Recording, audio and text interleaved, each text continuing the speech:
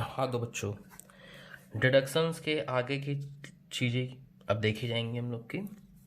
तो अगला सेक्शन आ रहा है बेटा डिडक्शन का एटीई। एटीई डिडक्शन जो है वो अगर आप हायर एजुकेशन के लिए लोन लेते हो तो उसके इंटरेस्ट के बारे में आपको डिडक्शन दिया जाता है। ठीक है, मतलब अगर आप या आपकी फैमिली में कोई पढ़ना चाहता है, आगे हायर एजुकेशन के लिए जाना चाहता है, तो उस हायर एजुकेशन के लिए बहुत ज़्यादा पैसा लगता है जिसके लिए आदमी लोन लेता है, तो उस लोन का जो इंटरेस्ट होगा उसके लिए आपको डिडक्शन मुहैया करवाया जाएगा। ये डिडक्शन सिर्फ इंडिविजुअल व्यक्ति को मिलता है, चाहे वो रेजिडेंट हो चाहे ना हो, सिटीजन हो चाहे ना हो, उसको ही मिल जाएगा। इसमें कुछ नियम कंडीशन है वो देखने पड़ेंगे। लोन आपको स्पेसिफाइड इंस्टीट्यूशन से लेना है, मतलब बैंक वगैरह से लेना है, किसी इंसान से नहीं लेना है, किसी ना किसी इंस्टीट्यूशन से लेना है लोन। ठीक है, तो इसका ध्यान रखना है आपको। बाकी सब फर्जी बातें लिखी हुई हैं। पर्पस लोन का जो रहेगा वो केवल हायर एजुकेशन रहेगा और किसी चीज़ के लिए नहीं ले सकते। कौन किसके किसके लिए लोन ले सकते हो? आप अपने स्पाउस को पढ़ाने के लिए, बच्चों को चाहे डिपेंडेंट हो चाहे ना हो, या कोई भी स्टूडेंट जिसके आप लीगल गार्जियन हो। ठीक है, हायर एजुकेशन का मतलब लिखा हुआ है 12th के बाद वाली पढ़ाई, यहाँ सब कहानी लिखी हुई है। पेमेंट ऑफ इंटरेस्ट का डिडक्शन मिलेगा। इंटरेस्ट पे करा होगा तो डिडक्शन मिलेगा, नहीं पे किए होगे तो नहीं मिलेगा। यानी लोन लेते हो और जब आप चुकाना चालू कर देते हो, जब इंटरेस्ट आप पे करना चालू कर देते हो, तभी आपको डिडक्शन देंगे। और इंटरेस्ट का जो पेमेंट करना है वो आउट ऑफ टैक्सेबल इनकम करना है। ये नहीं कि खेती करके आप पैसा कमा रहे हो वहाँ से इंटरेस्ट पे कर रहे हो, डिडक्शन नहीं दे पाएंगे। मतलब किसी टैक्सेबल इनकम से पेमेंट करना है इंटरेस्ट का। कितना डिडक्शन देंगे? जितना आप इंटरेस्ट पे करोगे। मुद्दा ये कितने साल तक डिडक्शन देंगे। तो जब आप इंटरेस्ट पे करना चालू करोगे टोटल 8 साल तक डिडक्शन देंगे। यानी पहला ईयर जिस ईयर से आप इंटरेस्ट पे करना चालू कर दोगे और आगे के 7 असेसमेंट ईयर तक आपको डिडक्शन मिल जाएगा। टोटल 8 कॉन्जिक्यूटिव ईयर तक आपको डिडक्शन मिलने वाला है। वही लिखा हुआ है असेसमेंट ईयर और plus current assessment year plus 7 और, तो मतलब कुल मिला के 8। या हो सकता है आप 3 ही साल में पैसा अदा कर दो 3 साल तक। यानी कुल मिला कह सकते हो कि ज़्यादा से ज़्यादा मैक्सिमम 8 साल तक आपको इंटरेस्ट का डिडक्शन अलाउ करवाया जा सकता है मैक्सिमम। उससे पहले ही लोन अदा कर दोगे तो बात वहीं पे ख़त्म हो जाएगी। ठीक है, तो बहुत ही आसान, बहुत ही सिंपल सा टॉपिक है। ये था भाई 80E सेक्शन।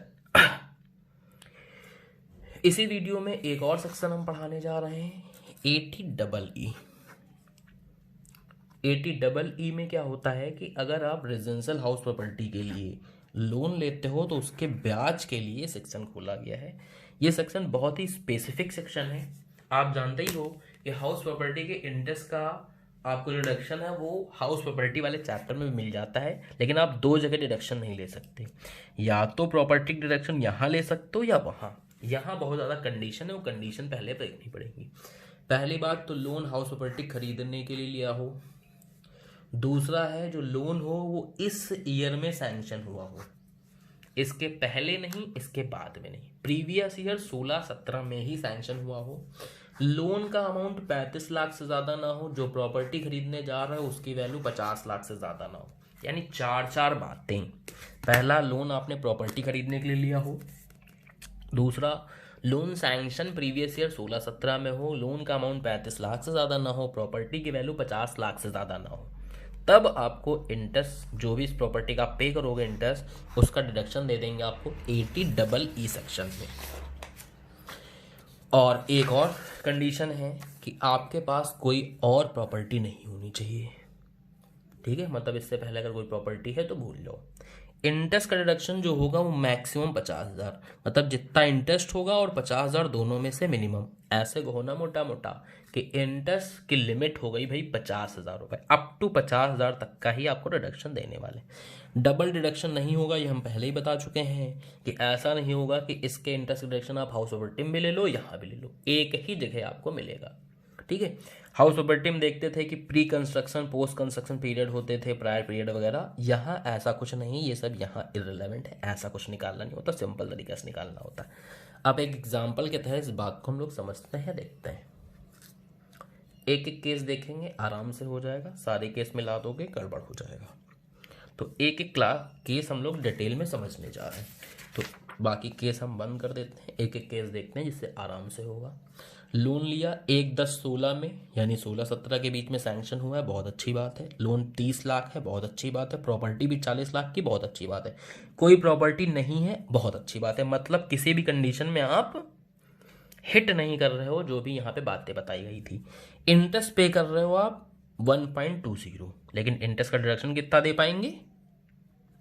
मैक्सिमम 50,000। ये सारी वैल्यू लैक्स में लिखी हैं, इसलिए 0.50 का मतलब हो गया आधा लाख, यानी 50,000 रुपए। बात समझ गए? आगे